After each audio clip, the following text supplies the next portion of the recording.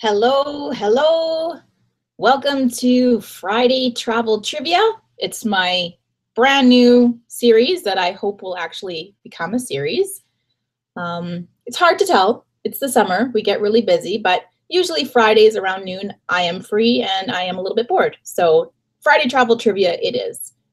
Last week we did Costa Rica, and I gave my viewers 10 questions about Costa Rica, and I gave them a chance to guess the answers. And then I gave the answers, and then we chatted and talked about stories and travel, and I shared pictures and souvenirs, and it was a lot of fun. So I thought I'm going to do it again this week. And I chose Scotland. So yesterday I put out a promo video using some of the pictures that I had taken from Scotland and a couple that I found online that were much prettier than my own pictures. And I invited you to come join today. So I'm hoping some people do show up. Right now, so far, it's still just me. But I am 1 minute early. So hopefully we have some people popping in. If you are here and you're watching, feel free to say hi in the chat. I'll do my best to keep up with the chat as we go through the questions. Right now, still, it's just me.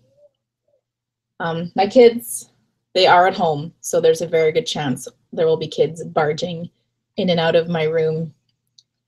Last week, I did the stream on my deck, and it was really nice to be sitting in the sunshine and the fresh air. But this week, today, it's plus 31. So when you sit on my deck, it feels like you're sitting on the surface of the sun, and it's scorching hot. So today, I'm doing it from my room because it's like nice and cool and peaceful at the moment. Still just me. That's all good. I get people are working on Fridays or they're away on holidays.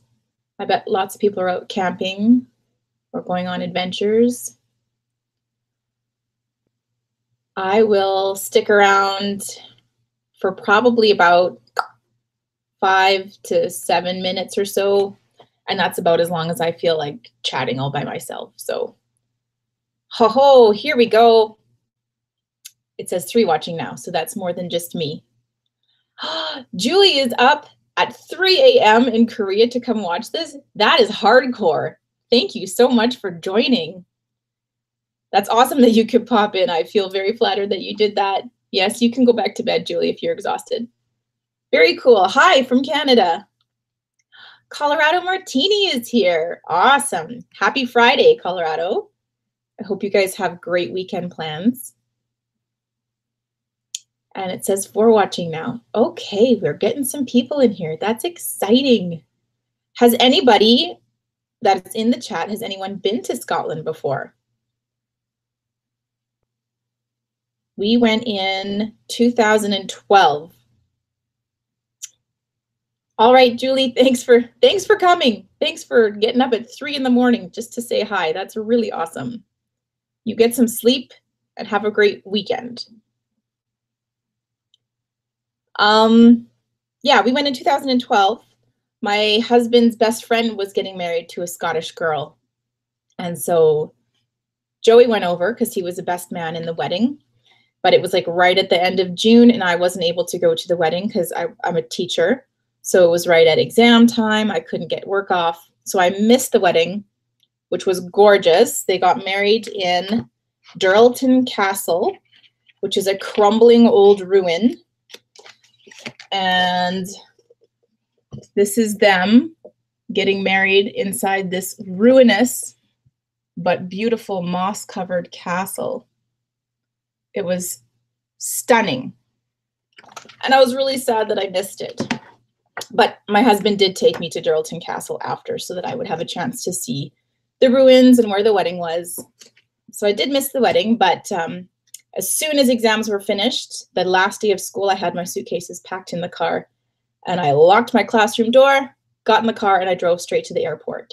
So that was how we started our summer vacation of 2012, by going to Scotland. Let's see, we have 5 watching now. That's unpredictable. Hello, thank you for joining. Have you been to Scotland? Or have you dreamed of going to Scotland? You know what? It was never on my bucket list. I never had planned on going to Scotland, I'm so glad we did, and I would highly recommend it to anybody. It seems to be like an underrated country for people to travel to. It doesn't seem as popular as it should be because it is a gorgeous country. It's so green. There's so many castles and ruins. The people are very friendly, I found. The food is decent. I wouldn't say the food is maybe the best, but the food is pretty decent. We'll talk about Scottish food in a moment. I just want to give people a chance to get in, say hi to each other. I think Julie may have gone back to bed, but I'm glad she came.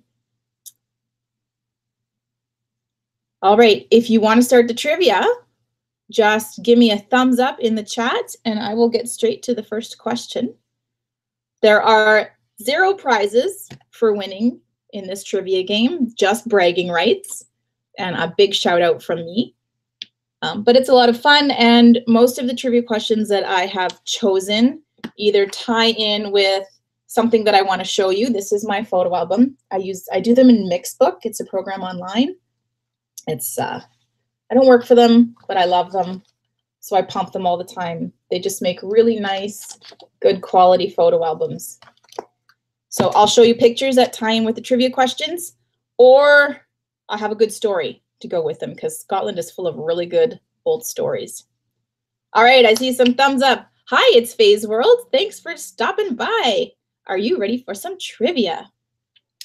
All right, question number 1. Approximately how many castles are there in Scotland? We're going to round it to the nearest 100. So approximately how many castles do you think are still standing in Scotland today? So you can guess to the nearest 100. Definitely not as many as there used to be because a lot of them have been destroyed or the property's been built over for cities, but there are quite a few. 24 from That's Unpredictable and 50 from Colorado Martini. You guys have to go way up still. We're counting the ones that are still standing but are also in ruins. So there's a few that are still standing but are in great condition because they're tourist attractions, and then there's some that are still standing but you're just kind of walking through ceiling-free hallways. 102 is still too low. Okay, it's Faye's World. Well, I'm glad that you joined us for a little bit.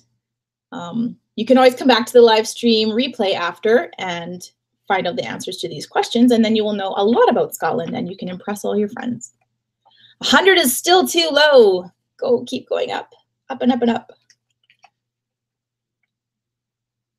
That's Unpredictable. I'm going to give that to you. With 302, there's approximately 300 castles in Scotland still. Either they're in excellent condition or they are in good enough condition to see, but they're kind of ruined. Anyways, that's like one castle for every 100 square miles. So you just have to drive a little ways and you're probably going to come across another castle. They are maintained very well by Scotland, even the ones that are ruins. And what is the group called? I think it's called Historic Scotland. They sell you passes. I can find page. Historic Scotland Society. So you can buy this pass. I can't remember how much it was, and this was a long time ago, 2012. But if you buy this pass, you get free entrance into castles with the pass, certain castles. And the Historic Scotland Society makes sure all the castles are, like the lawns are mowed, and any rocks that may fall down and injure somebody, those are taken care of. They just make sure everything's maintained. There's really no free castle that you can visit in Scotland. They are all either like a minimum fee of like £5 or something like that. So you can't just walk into a farmer's field and go explore a castle ruin. There's going to be this random person standing there with a little fold-out desk, and they're going to ask you to pay some money to go visit it. So that's the Historic Scotland Society. They sell you these passes, but they also do so much to maintain the castles. When my mom and dad went to Ireland, they said you could just go visit any castle for free, but that's not the case in Scotland. So if you go to Scotland, keep lots of loose change on you for going to explore castles, because you're going to have to pay at pretty much every single one of them. Hello, Anjid. How are you? I'm so glad you came by. Are you able to stay and do some trivia? There's a lot of people that are just kind of in and out, because I know this is an awkward time, but this is the only free time that I have to sit down and do a live stream. But I would love it if you could stay and do a few questions. I have not been to Ardnamurchan. Did I say that right? I don't even know where that is. Can you close the door, please? Okay, thank you, love.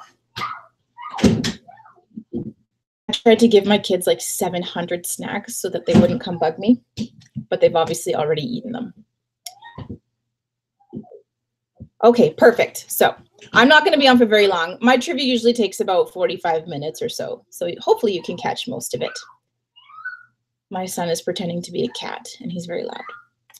Okay, so question number 1 went to that's unpredictable. So 1 point for that's unpredictable. I'm going to write that down. Then we can add up points at the end. That's unpredictable. Okay, question number 2. This is easy. What is the largest lake in Scotland? What is the largest lake in Scotland? It's probably the only lake that most people know in Scotland. Get your fast fingers typed in. The largest lake in Scotland, also known as a loch, which is how lake is pronounced in Scotland.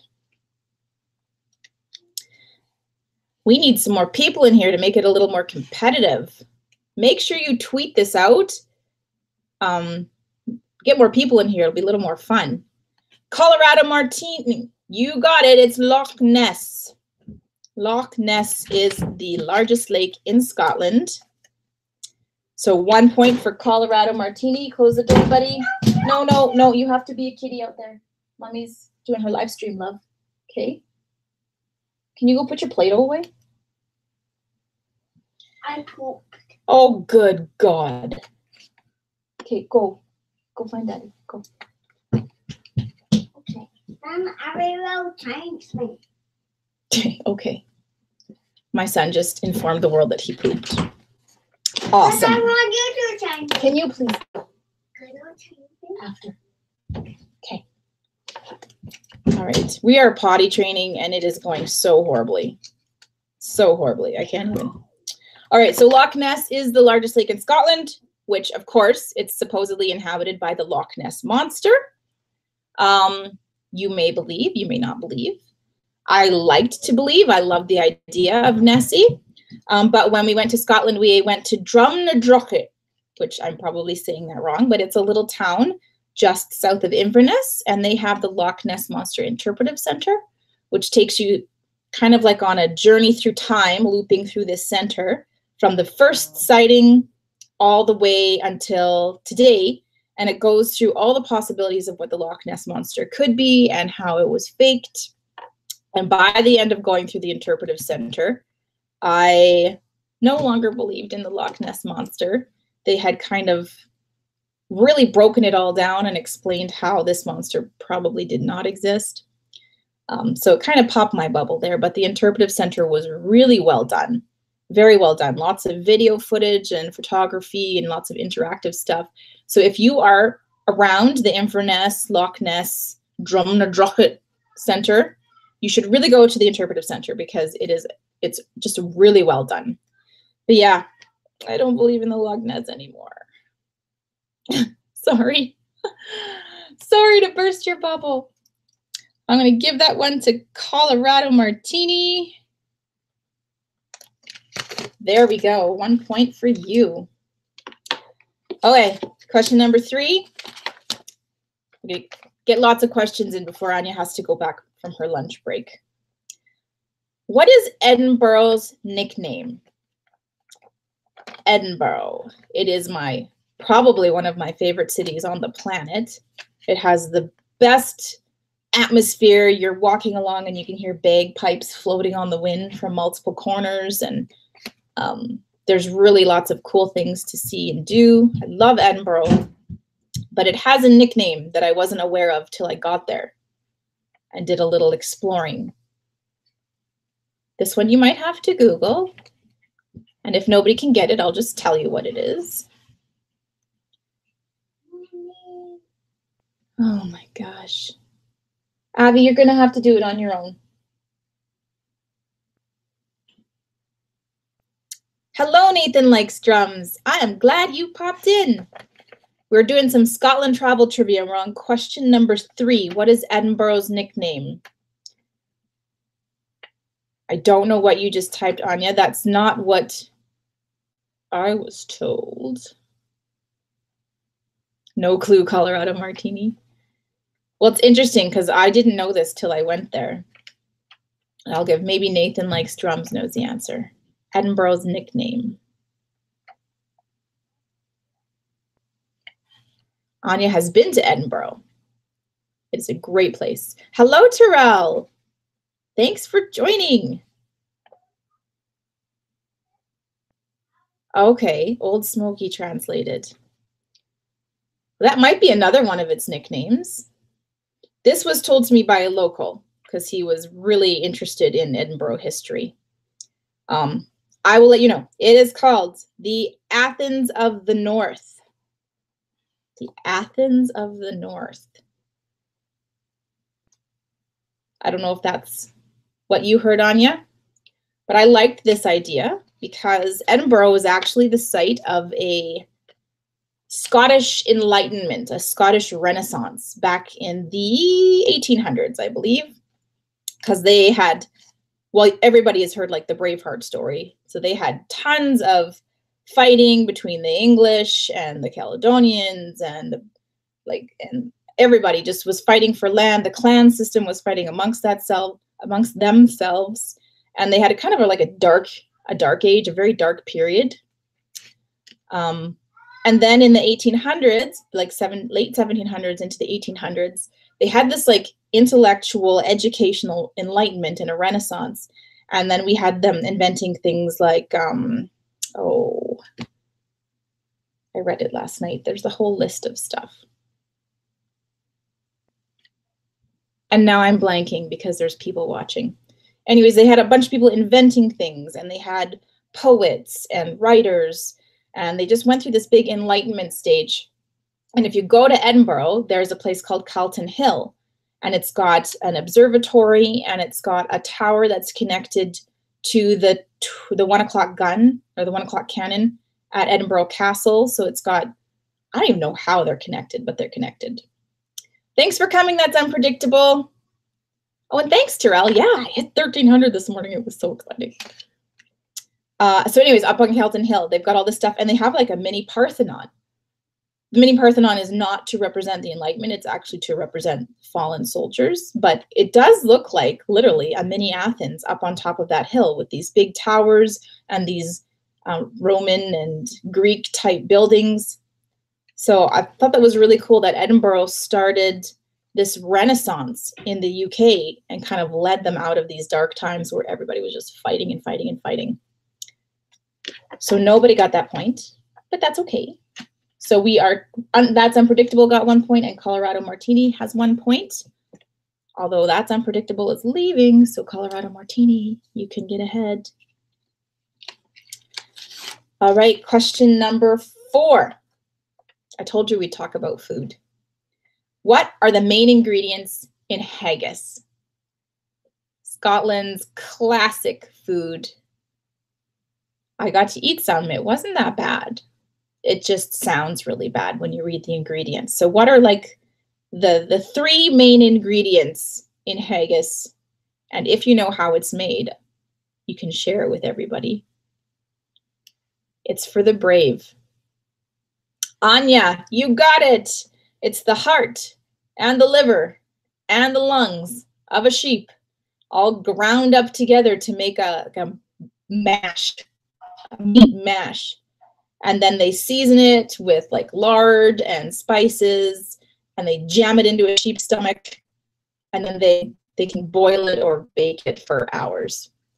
Yeah, it sounds so disgusting. but it's really good. I liked it. We went to North Berwick in Scotland, and we thought, you know what, we're gonna do this. We're gonna order some haggis. Hi, Doodles. Thanks for joining. Colorado Martini is throwing up. Anya, you sound like you've had it before. Have you eaten haggis? Yes, onions and oatmeal. Yes, there's meal in there. So anyways, it looks like what you'd make out of a hamburger patty. It's kind of a thick, pasty mush of the innards of a sheep. Avi, I cannot right now. No. And then they bake it. So when we had it, I'm going to see if I can show you a picture. They actually took it out of the sheep's stomach for us, and they shaped the mash into a little cylinder shape, and they plopped it onto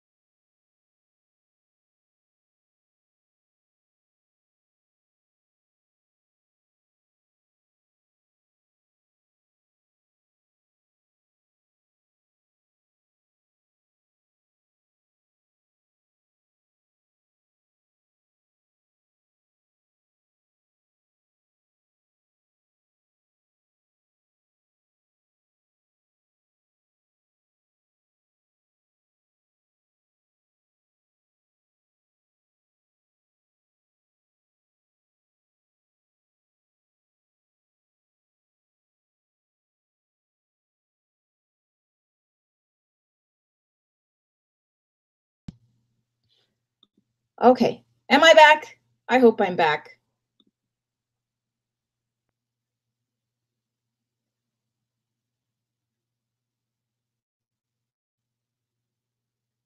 I'm here. Please don't go. There we go. Perfect. Were you able to see those pictures of haggis? I don't know if I'll screen share again, if it's just going to boot me off every time I do that. Anyways, we had haggis, and it was good. Thanks, Doug. Perfect. I don't know if you saw that. You didn't see the haggis.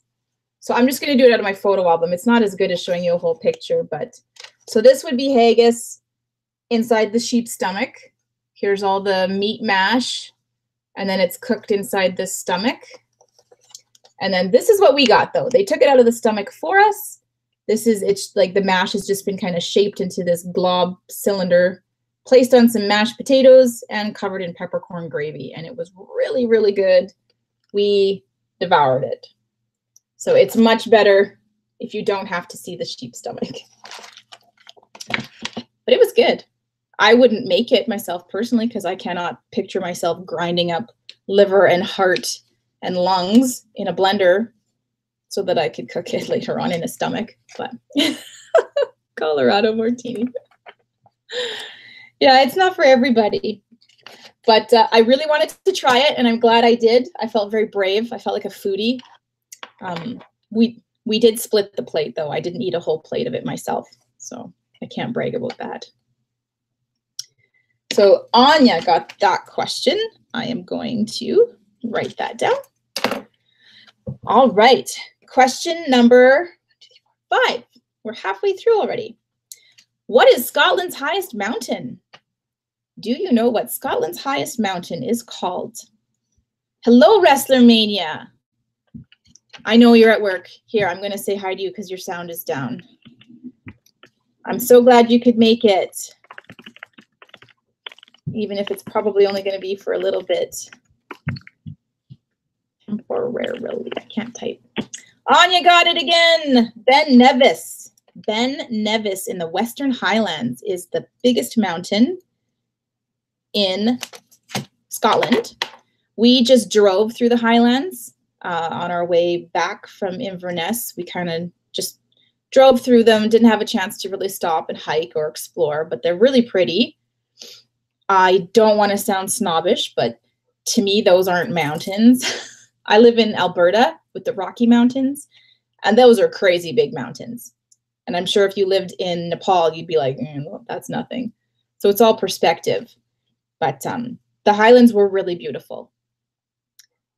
Anya has climbed Ben Nevis. Awesome. I want to ask you a question. I read that they found a piano halfway up Ben Nevis. Apparently somebody decided to haul a piano or attempt to haul a piano up to the top of Ben Nevis in the late 1960s. And then it's been sitting there the whole time. So I wondered, did you see that? Did you hear about that? I think that's crazy. Why do you need a piano on top of Scotland's highest mountain? 5 hours up. That's awesome. I would have loved to climb them. Yes, Doug, height is relative. In Iceland, they called their cliffs mountains too, which they are not mountains. But I'd love to just bring everybody to Lake Louise and go hiking with them on a real mountain. No, Anya did not see the piano. I just think that's hilarious. The things people do without explanation. All right, so Anya is ahead with 2 points. Colorado Martini has 1 point. And That's Unpredictable had a point, but he had to go, so that's okay. I could feel my legs and lungs, so it's not the easiest hike then, you're saying. You should come to Canada. All right, question number 6. I got a good story that goes along with this one if you guys aren't sick of me talking yet. What does the word tattoo mean in Scotland? Yes, it means like a tattoo on the skin, but it has a secondary meaning. So what does the word tattoo mean in Scotland? Oh, you are in Canada. Where in Canada? That would be awesome if you were in Alberta. I'm dying to meet somebody that I can do like some collaboration videos with, and I really want somebody to go climb Devil's Thumb with me in Lake Louise. It'd be awesome if you were in Alberta. Colorado Martini. Have you ever seen the movie A Man Went Up a Hill and Came Down a Mountain? What a Scottish mountain. No, but I'm going to look for that. I bet the scenery is fantastic. Anya, again, she's on fire. Tattoo in Scotland refers to the military music that they play. Used to be like the drums and the little flute that they would play while they were charging the English. But today it's kind of more like a show, a big performance. So the military tattoo are the bagpipers and the drummers and that sort of thing. And they put on these big shows at Edinburgh Castle, and it just gets people more interested, involved in the military. Yeah, Anya, you have got this. You're nailing this. I gotta write your name down here. So the story that I have to go with this is kind of funny, and I won't like belabor it too much. I never got to go see the tattoo, Anya. I'm a little jealous. I never got to actually go see it.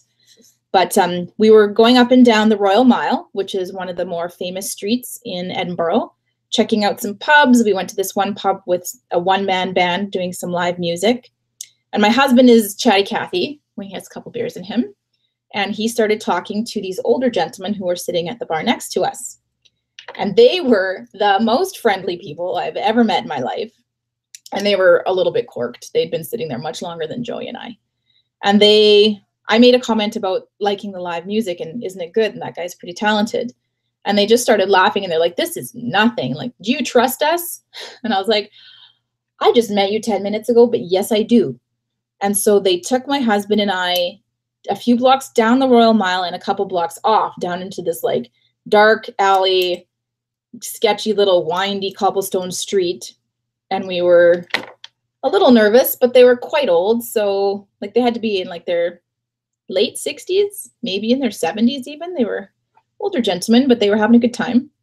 And they took us to a place called, oh my gosh, I've forgotten it, but I will find it because it was so fun. The Scotsman, this little tavern called the Scotsman that had old oak barrels as tables, and it had a live band, and it could not have been more bigger than this room. It was like the size of my bedroom, maybe slightly bigger. So people were just jammed in there together, and we had nowhere to sit. So these two gentlemen, one's name was Jimmy, and the other one's name, I can't remember. That's why I write everything in these photo albums, because I'm going senile. Jimmy and Billy. You'd think I'd know that. That's my father-in-law's name. So Jimmy and Billy took us to the Scotsman, and they went over to this table filled with these like big beefcake, like head-shaved kind of guys who were sitting there drinking and laughing. And they said, hey, can we sit with you? There's no chairs. And I was very shy, but the guys were like, yeah, sure. And we got talking to them. It turned out they were in the military tattoo. They were the bagpipers. Their picture was on the wall of this pub, all in their full regalia. And they just took us in. We spent the whole evening with them, drinking some beer, dancing to the live music. They let me videotape them because they were acting like complete idiots. It was so fun. And yeah, we got to spend the night with, not spend the night. Okay, don't start thinking that. But to spend the evening hanging out with the military tattooed gentlemen, and they were so much fun. And that was my first night. I hadn't had sleep in 2 days. I was jet lagged. We'd gone to the hotel once for me to just set my bags down, and then off we went again. And so I basically had 3 nights of no sleep, but it was so fun. They were the best people. Yes, Scottish people are so nice. So that was my first evening in Scotland. Here's the gentleman here. You can see they're kind of big and brawny. There's that's Billy. That's one of the older guys. Here they are with my husband. And it was just a blast. So go to Scotland, meet some people. They're awesome people. So Anya, you got that point. You are ahead with 3 points. Well done. All right, question number 7. 1, 2, 3, 4. 1, 2, 3, 4, 5, 6, 7. Yes, 7. I see. I am going senile. I think I'm lacking something in my diet, like vegetables. What is the most famous pub area in Old Town Edinburgh? There is like a plaza or a square that is very famous because it's surrounded by pubs and restaurants. And I'll give you a hint. It used to be a place where they executed people. But it's very famous and very trendy now to go hang out with in Edinburgh. Did I go to the island of I Like to Taste Scotch? No, we didn't hit any of the islands. I really wanted to go see Isle of Skye, but we just stayed on the mainland because there was so much to see and do. So I'm definitely going to go back to Scotland if money can afford it, because there's just no end of things to see and do. I'm actually not a Scotch drinker, but I would try it for the sake of just trying it in Scotland. I mostly just do wine because I'm boring. But I've heard Scotch is the best whiskey out there. So sorry, back to the question. What is the most famous pub area in Old Town of Edinburgh? It's not Rose Street. It's kind of the whole region, the whole district. Place of execution, now a place of revelry. It's named after a plant. Yes, your martinis too, Colorado Martini. I don't mix them very much because martinis don't bring out my best side, but I do like martinis. I made your, words. Why can't I think of words? I made your grenadine. I did your grenadine recipe. There's some sitting in the fridge right now. My kids like it. I've been pouring it into their orange juice and adding a maraschino cherry into it. They think they're super fancy. So thank you for the grenadine recipe. Anya got it. Nailed it. She is killing it. Anya said the most famous district or pub area to go hang out in Old Town, Edinburgh, is Grassmarket. So they call it Grassmarket Square or just Grass Market. But you will find tons of different restaurants and pubs of all shapes and sizes with all sorts of themes. You could spend a good afternoon and evening just hanging out in the Grassmarket district. So once again, I'll show you some photos if I can find them, because I'm not screen sharing anymore since it just boots me out. But Grassmarket had, okay, so here's me at the Grassmarket entrance. And it has all the entrance to the cool little closes, but then it has all these pubs, the Beehive Inn, the Last Drop. They named the Last Drop because you drink your beer to the last drop, but also they used to execute people on the gallows there, which is hanging. So that would be your last drop before your neck got broken and you died. So there's lots of cool restaurants and pubs. My favorite was called Biddy Mulligan's, which I have a story for you now because I always have stories. Our cat's name is Mulligan. So we're like, that's cool. Let's go eat at the restaurant called Biddy Mulligan's. And then we can go home and tell our cat, because we're weird, that we went to a restaurant with her name on it. And when we were there, we got to hear the story of Half Hang It Maggie. I'm going to write the name here so you guys can go Google it yourself if you want. Half Hang It Maggie. So I will tell you the story of Half Hang It Maggie. I might have to read it a little bit because it's kind of long. But there was this woman named Margaret Dickinson in 1723. And she was a fish hawker in Edinburgh, and she was very poor. She lived at the lower end of Edinburgh. You know how they say poop rolls downhill? It's because the rich people would live at the top of the hill in a town such as Edinburgh.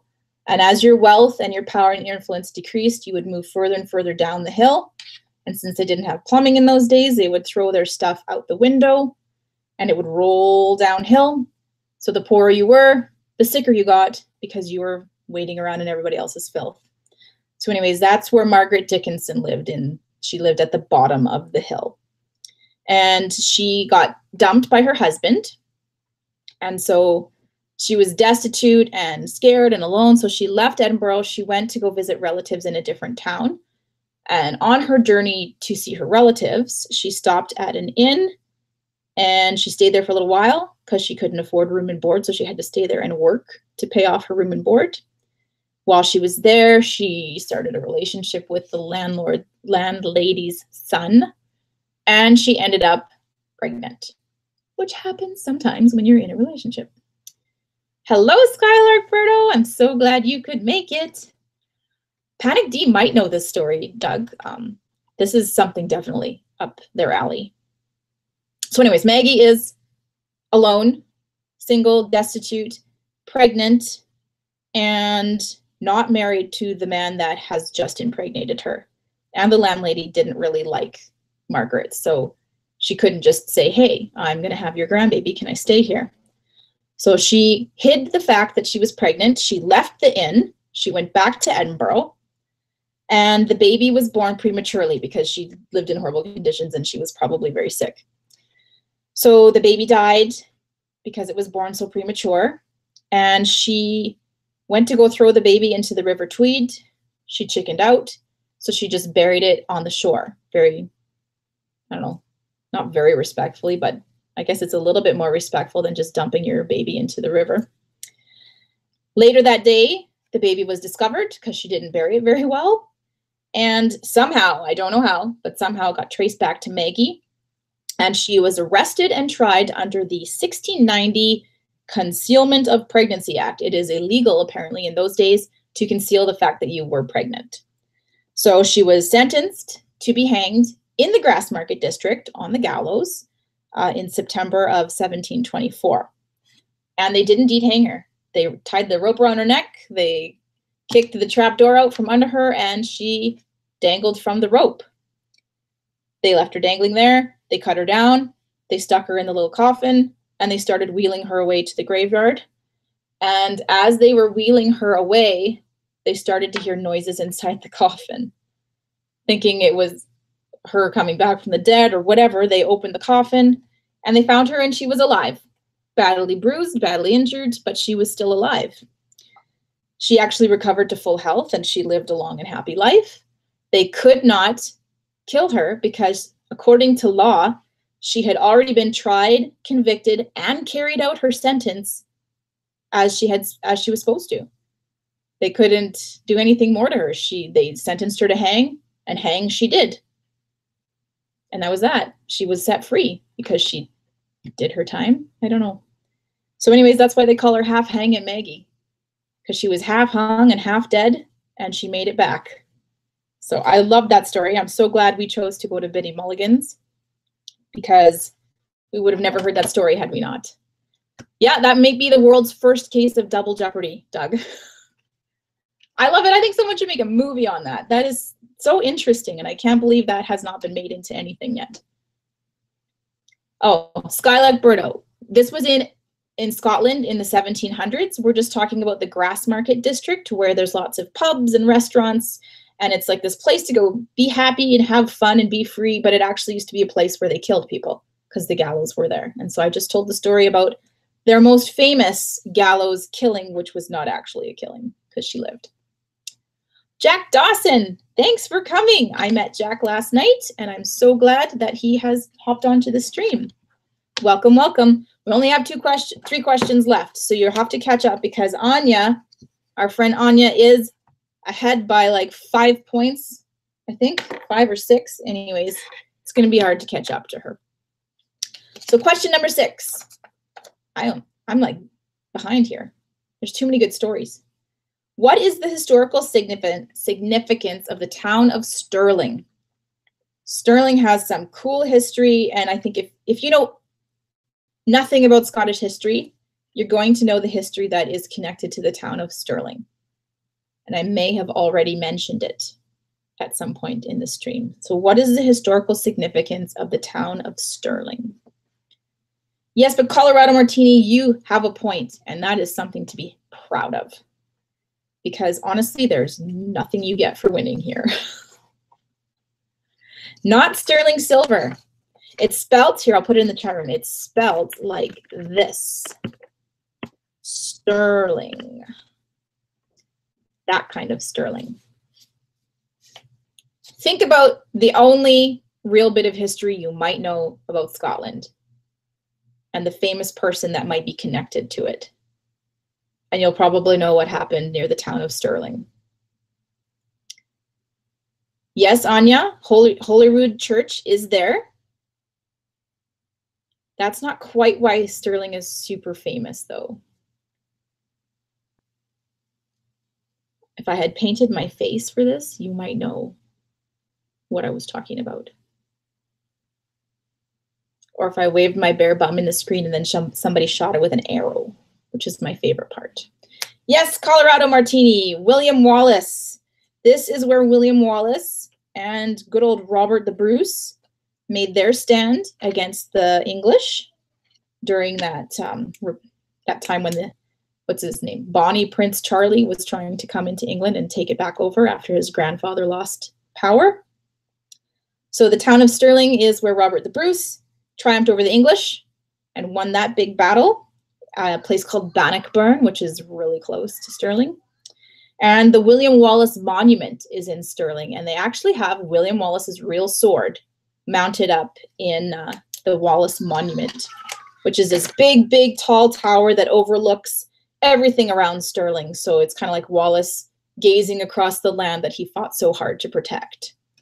And yeah, you can go look at his sword. It's behind glass, and you have to climb like a million stairs to see it.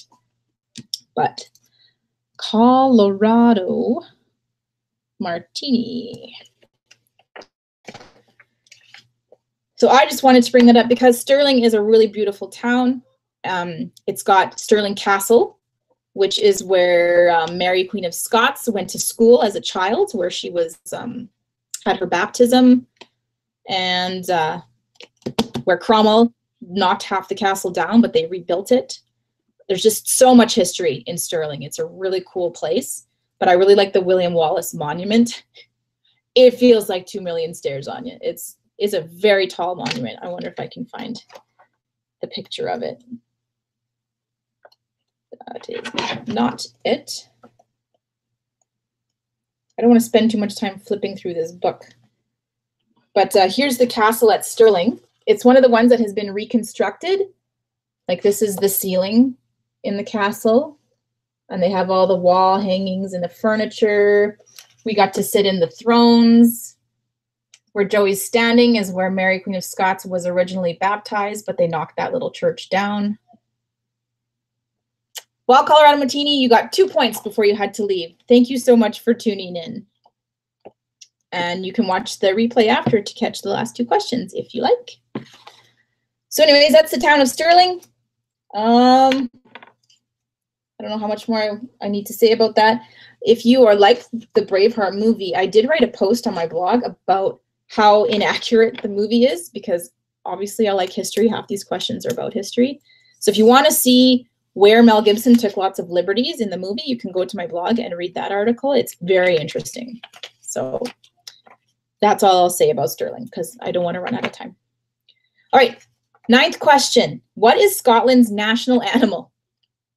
This will surprise you, I think. What is Scotland's national animal? That's all right, Scarlett. This is where you learn. I'm trying to educate you. Also, you don't win anything for guessing correct questions. So this one you could probably guess all day, but you're welcome to Google it. What is Scotland's national animal? It's not an elk. Anya again for the win. It is the unicorn. So yeah, it's not actually a real animal, but that is their national animal. Mixed Legacy, thank you so much for joining in. Come learn about Scotland with us. There's only one more question left, so you have to have fast fingers to type to get a point in. So anyways, I'll explain why it's the unicorn. We've been talking this whole time about the history between Scotland and the English, fighting over the land, Bonnie Prince Charles coming in to take over power after his grandfather lost out. And England's national animal is the lion. They had it on their shields, they had it on their crests. And the old poem goes, the lion and the unicorn were fighting around the town, or something like that. The lion and the unicorn were fighting for the crown. The lion and the unicorn fought all about the town. Some gave them white bread and some gave them brown. Some gave them plum cake and drummed them out of town. So because of that little rhyme, the Scots chose the unicorn as their national animal so that the unicorn could fight the lion. So it's kind of cool. When we were in Stirling, they had all these little gargoyles on top of their castle. And we looked closely and we're like, is that a unicorn? Why do they have a unicorn as one of their gargoyles on their castle? And it's because the unicorn is Scotland's national animal, and that's because they hate the English. Well, they used to, not anymore. So I thought that was a really interesting fact. All right, last question, and it has one more story with it, and I'm sorry if I'm talking too much, but I do like these stories because Scotland is so interesting. Okay, for all you movie buffs out there, so Skylark, pay attention. What is the church called that was featured in the movie The Da Vinci Code? So if you've seen The Da Vinci Code, right at the end of the movie, they flee to this church and the lady discovers, I don't want to give any spoilers in case you haven't seen it, but the lady discovers her like true genetic heritage. And they're inside this church with all these crazy carvings. So what is that church called? Because that church is located in Scotland. Hello, Test Luck. Thanks for joining in. We're on our last question about Scotland. And I'm asking you if you know what the church is called that was featured in the Da Vinci Code. She walks in, she looks around, everything's carved to the nines. I knew it. I knew Anya would get it. Good job, Anya. Rosslyn Chapel is the name of the church with all the carvings. Rosslyn Chapel. So every surface imaginable in Rosslyn Chapel is covered in carvings. There's lots of stories behind the carvings. I'm not obviously going to go into it because there's so many.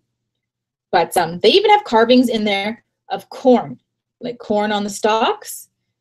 And it's kind of a mystery because these carvings were made years and years and years and years before they had discovered North America, which is where corn is said to have originated.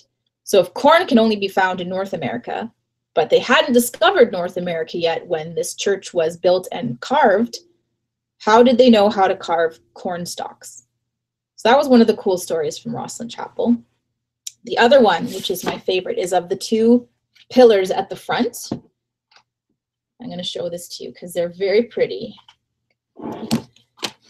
So, oh, just dropped my phone.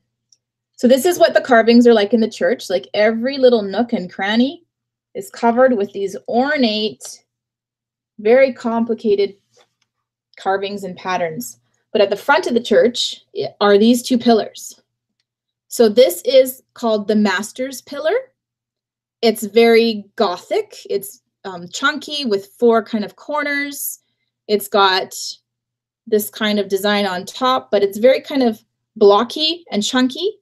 It's still really beautifully carved, very gorgeous, but it's not as gorgeous as this one. And this one's called the Apprentices Column. So Master's Column, gorgeous weaving, delicate looking Apprentices Column. So the story behind this one is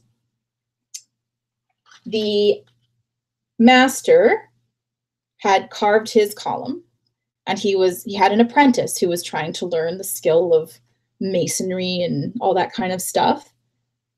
And the master mason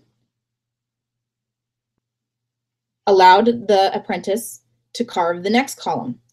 But, okay, I'm getting ahead of myself.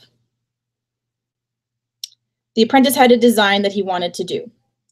He kind of gave the blueprint to the master, and the master's like, it's nice, but I'm a control freak, and I need to go back to Rome to see the original column that inspired this design, to see if it's worth going in our chapel. So he left to go to Rome to go look at this original column that the apprentice wanted to kind of use as inspiration. And he was gone for a very long time. So in the meantime, the people that owned the chapel said, just carve this column. Can you just finish this up? We need to get it done. So the apprentice carved the column, and it was stunning, so beautiful. And everybody agreed that it was better than the master's column. So everybody loved the apprentice's artwork better. Finally, the master came back, took one look at the apprentice's column, lost it in a fit of jealousy and rage, murdered the apprentice. I think he stabbed him in the neck with one of the pieces of carving equipment that they used, and then he got sent to jail. So I think it's funny because it's supposed to be this like church, this holy place, this beautiful place of worship, and all it is about jealousy and murder. But I thought that was an interesting story to go along with the columns. So Anya has to leave. That was all 10 questions. Anya, you got 8 out of 10, I think. No, 7 out of 10. You got 7 out of 10. So Anya wins Travel Trivia Friday today on Scotland. So yay for Anya. Congrats. And when I finish this live stream, I'm going to put in the description box below that you were the winner. So you get a shout out. For the rest of you, I have 7 minutes left. So I'm just going to show you a couple little things that I got from Scotland before I sign off, because there's some more like little stories to go with that. So when we went to Glasgow, there was not a whole lot to see and do. Glasgow's more of an industrial and financial city. It's lots of businesses, but we did stay in the area by Kelvington Grove, and there's an art museum there. And when we were there, of all the things to buy in Scotland, I bought a Spanish Salvador Dali clock, which sits on the fireplace and looks like it's melting. I don't know why I bought this. This is nothing to do with Scotland or Scottish heritage, but I thought it was cool. So I brought that up because I bought it in Scotland. And the other thing I wanted to show you before I sign off is this. Does anybody know what this is?